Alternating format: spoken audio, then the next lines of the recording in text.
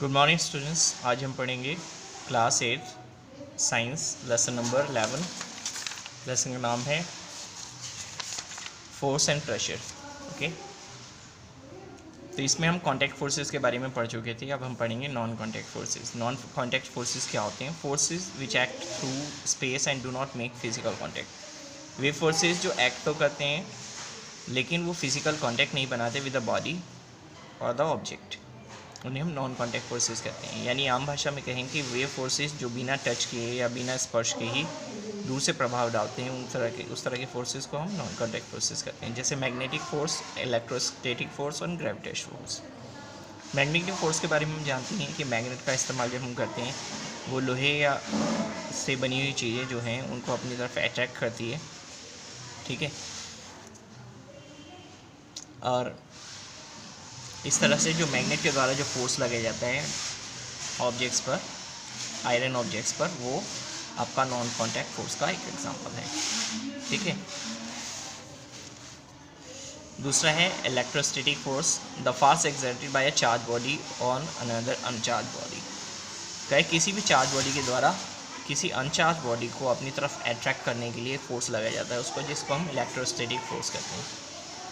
जिसका एक अच्छा सा एग्जांपल आपने देखा होगा कि एक कॉम्ब को लीजिए, कंघा एक लीजिए, आप उसको बालों में ड्राई सूखे बालों में आप उसको रब करें।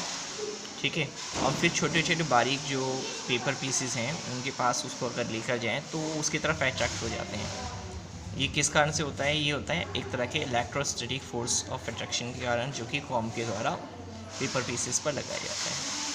तीसरा है ग्रेविटेशनल फोर्स, जो हमारी अर्थ के द्वारा या जितने भी खगोलीय पिंड जो हैं हमारे, जैसे सन है, मून है, ये सब एक तरह का ग्रेविटेशनल फोर्स अपने अंदर रखते हैं और दूसरी चीज़ों को अपनी तरफ आकर्षित करते हैं। इस फोर्स को हम कहते हैं ग्रेविटी या फोर्स ऑफ ग्रेविटी या ग्रेविटेशनल फोर्स।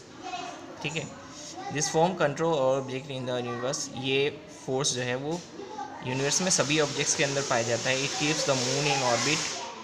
इसके कारण ही मून जो है अपने ऑर्बिट में लगातार पृथ्वी के चारों ओर घूम पाता है।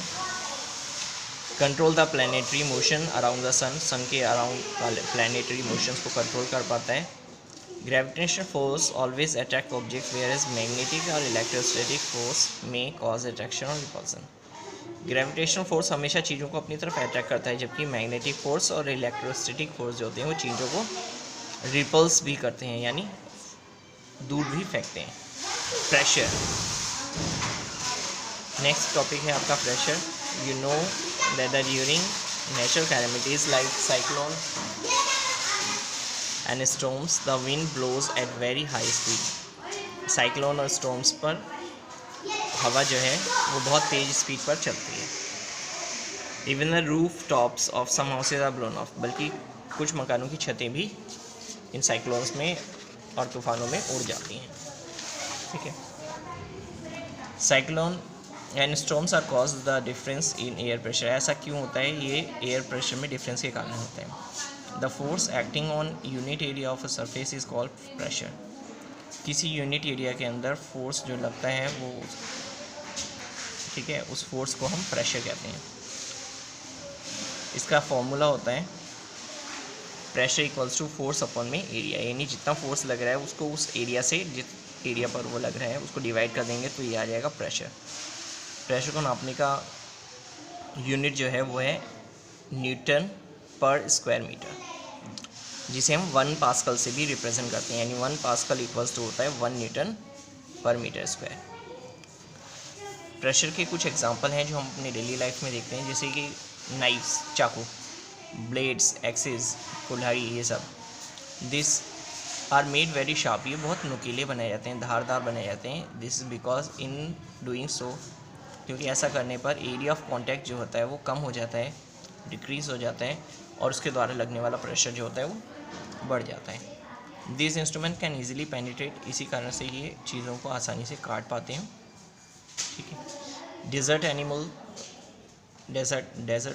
जैसे कि कैमल्स जो हैं वो सैंड पर आसानी से चल पाते हैं as compare to other animals, क्योंकि उनके पैर जो होते हैं वो ब्रॉड होते हैं, फीट उसके